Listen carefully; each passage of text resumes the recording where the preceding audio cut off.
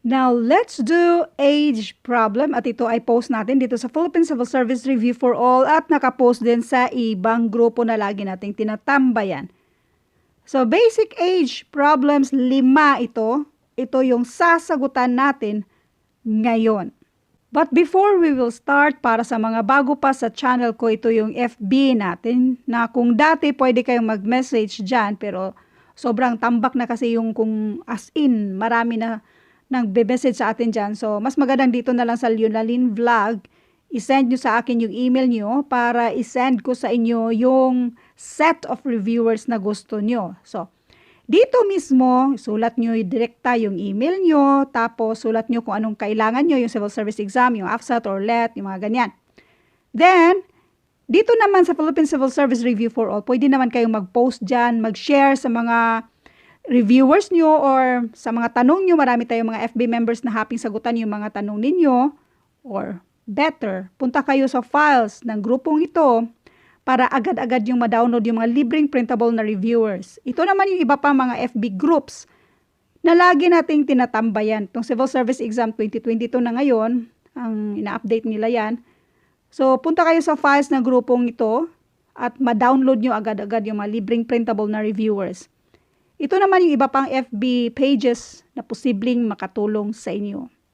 Ngayon, meron tayong isang YouTube channel maliban dito na pwede nyo ring silipin. Itong Leonalyn Vlog na walang kinalaman sa pagre-review nyo pero okay lang din, mas happy ako na i-subscribe nyo rin yan siya.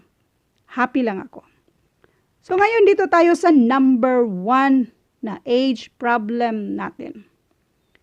When I was 6, my sister was half my age. So, anong sasabihin natin? Ako. Yan si sister. Or English lang natin yan. Ito si I or me. 6 years old. Si sister niya ay half my age. My sister was half my age. Ibig sabihin, half sa 6, and that is 3.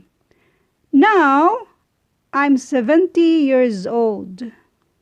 I'm sure lahat sa inyo, lahat ng nanonood ngayon ay dumaan sa edad na 6 years old.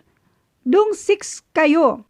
Halimbawa, meron kayong kapatid na ang edad ay 3 years old. Nung 6 kayo, or yung kapitbahay nyo. At that time na 6 years old ka, yung kapitbahay mo ay 3 years old. Ngayong 70 ka na. Ilang taon na yung kapitbahay mo or yung kapatid mo na dati, nung 6 years old ka, 3 years old siya. Ngayon, nag-70 years old ka na.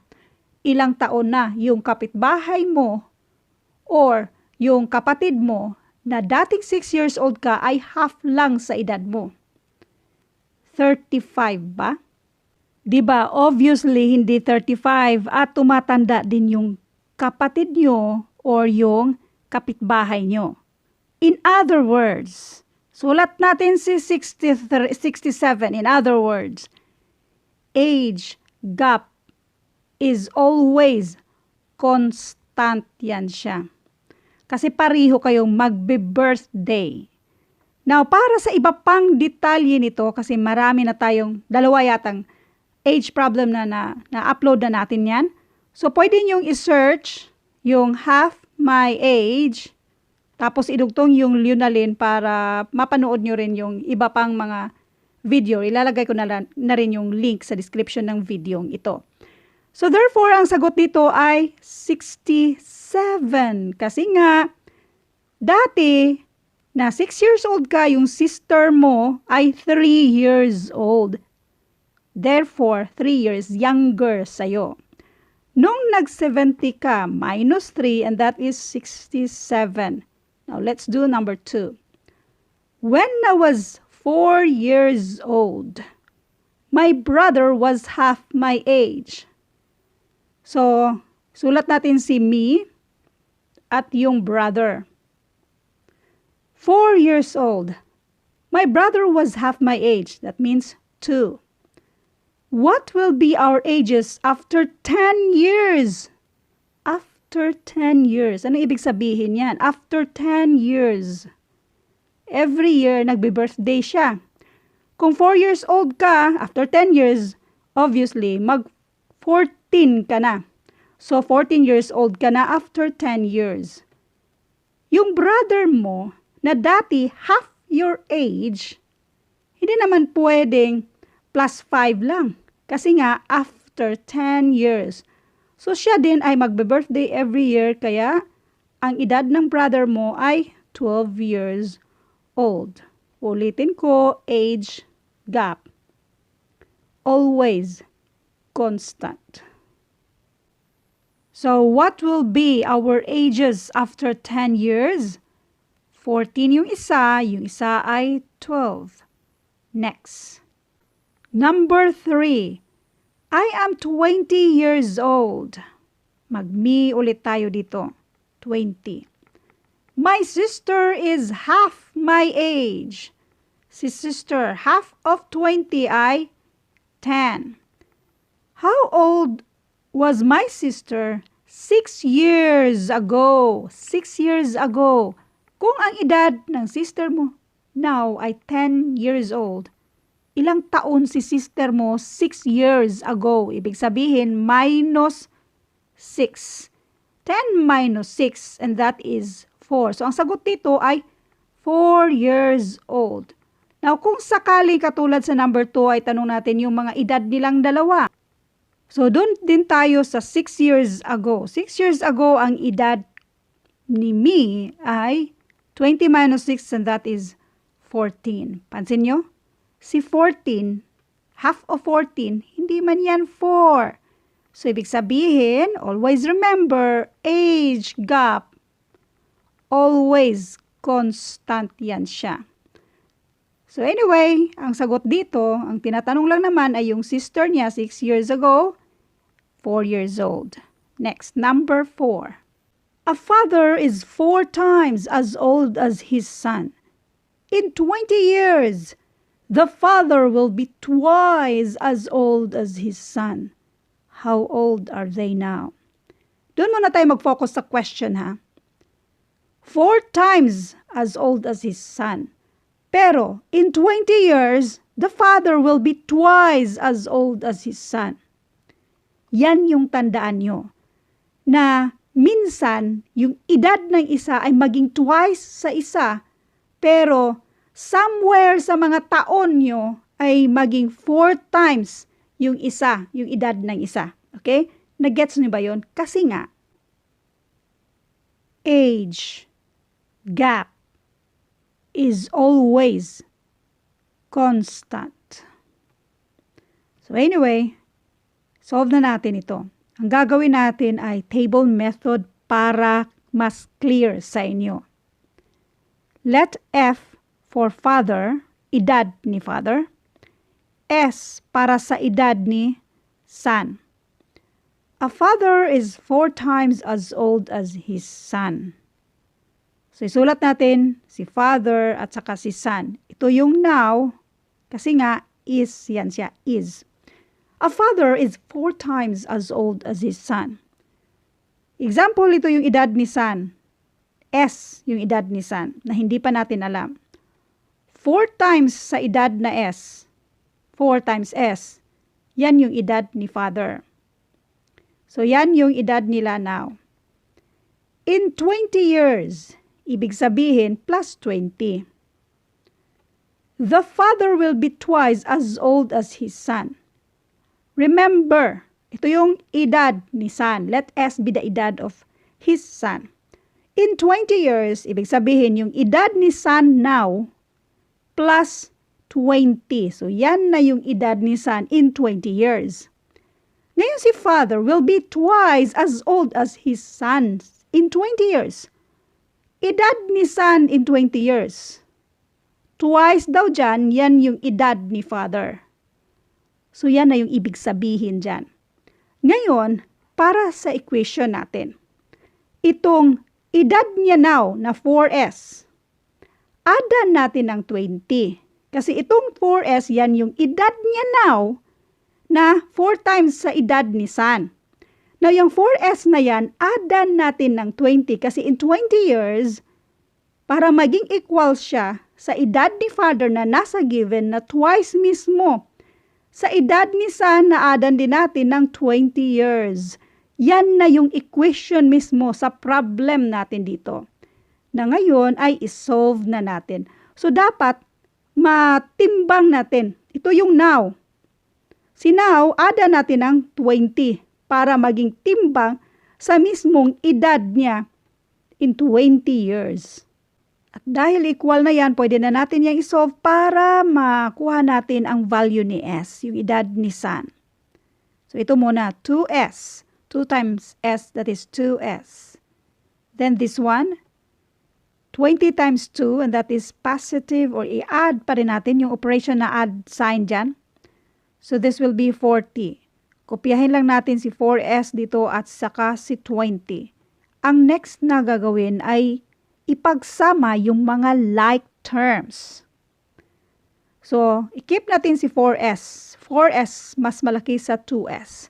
So, si 2S ang i-transfer natin para purong positive tayo dito.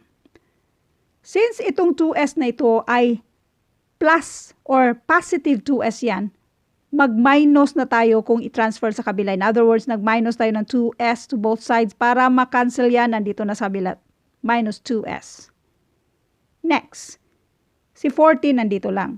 Ito namang si 20 since pang-add siya dyan or positive 20 yan. Kung ma-transfer sa kabila, pang-minus na siya sa kabila. In other words, nag-minus tayo ng 20 to both sides para ma-cancel siya dyan.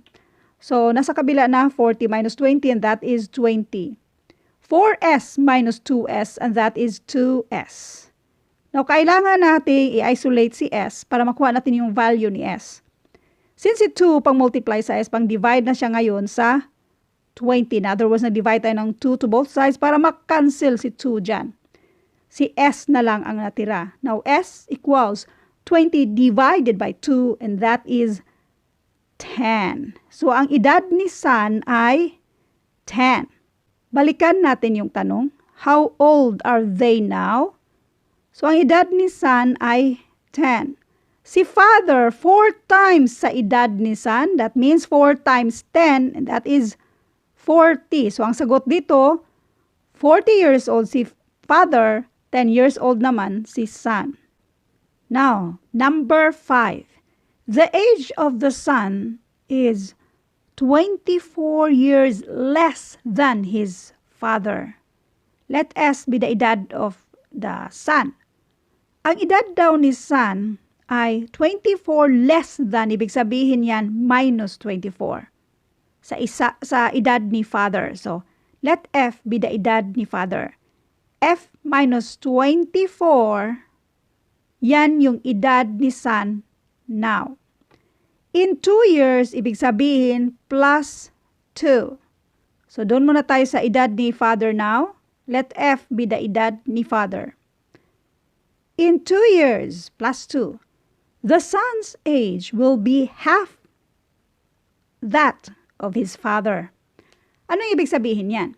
In 2 years. So, ang edad ni father, in 2 years, that means kung ang F ay edad ni father now, so F plus 2. Yan yung edad ni father in 2 years. The son's age will be half of that of his father. So, kung edad ni father ay F plus 2, half niyan, that means divided by 2. So, yan yung edad ni son in 2 years. Half. By the way, may naalala lang ako regarding dito sa half. Balikan natin yung number 4 na gusto ko lang i-klaro na ang age gap ay always constant, yung age gap mismo. So, ang edad ni son dito ay 10. So, 10 plus 20, after 20 years, ang edad ni son ay 30 na. Ngayon, nasa given, the father will be twice as old as his son in 20 years. So, i-multiply mo lang si 30. That is 60. So, yan yung edad nila in 20 years. Tingnan mo ha. Yung edad ni father dito now, sa versus dito sa edad ni son, 40 si father, tapos si son 10 years old. That is 4 times as old as his son, si father. Hindi yan twice. Pagdating in 20 years, naging twice na yung edad. Twice sa edad dito ni son or half sa 60. Sa edad, half sa edad ni father ay 30. In other words, always remember, age gap always constant. 40 minus 10, and that is 30. 60 minus 30, and that is 30. Age gap always constant. Ngayon, balikan na natin si number 5. Gagawa na tayo ng equation. Kapag sinabing equation, mayroon tayong equal sign. Ang equal sign meaning equal, pareho yung magkabilaang side. Lagay natin dito si father plus 2 divided by 2. Ito yon. Tapos dito sa kabila, f minus 24. Ito yon. Inequate natin yung edad ni son. Pero ito, yan yung edad now. While ito naman, yan yung edad in 2 years. So, para maging pariho yan siya, yung now natin, adan natin ng 2 para maging pariho. Ito na yung equation sa mismong problem na ito para makuha natin yung edad muna ni father. Now, dito na tayo sa mga like terms. Negative 24 plus 2. Kung paano mo yan i-add, please, mas magandang panoorin nyo yung unlike signs. I-search nyo bali itong unlike signs. Pwedeng ganito yung pag-search nyo. Sulat nyo yung lunalin para ma-sort out lahat ng mga dati na nating na-upload. Unlike signs. Para mag-gets nyo kung bakit itong negative 24, may utang kang 24, nagbayad ka ng 2. So that is, ang utang mo ay 22 na lang. So that is minus 22. So F minus 22.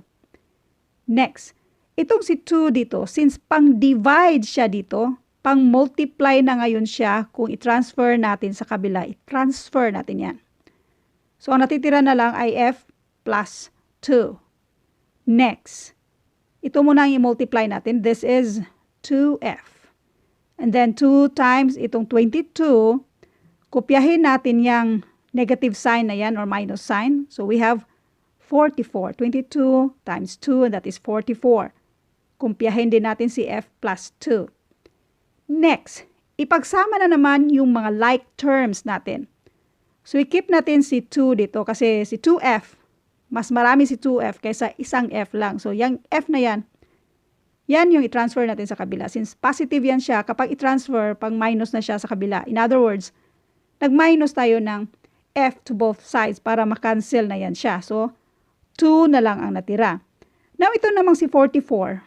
Since pang-minus siya dyan, kapag ma-transfer sa kabila, pang-add na siya sa 2. In other words, nag-add tayo ng 44 to both sides para makancel siya dyan ba? At ang natitira na lang ay si 2F.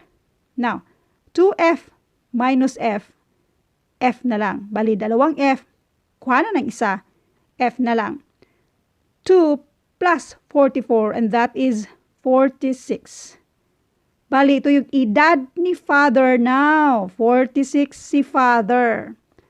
Ang hinahanap dito, the present age of his son. Kung si father, substitute natin, itong si father ay 46, yan yung edad niya. Si son ay minus 24. So, 46 minus 24, and that is 22. So, therefore, ang sagot dito ay 22 years old si son. I-double check natin based sa mismong given. The age of the son is 24 less than his father. Age ni son ay 24 less than ni father. Ang edad ni father ay 46. Less than dito sa 24 at ang edad ni son ay 22. Yan ang edad ni son now. Then plus 2 years. So 22 plus 2, and that is 24. Yan yung edad ni son after 2 years. Now, si father naman, yung edad ni father now ay, at nasaan yung age gap dito? 46 minus 22 and that is 24, yan yung age gap. 48 minus 24 at yan yung age gap. Always constant. Thank you for watching at abangan yung mga future videos natin. Sobrang thank you din sa lahat ng mga mahilig mag-like sa mga videos natin, mahilig mag-iwan ng mga magagandang mensahe. All I hope na meron kayong natutunan sa videong ito. Thank you and God bless.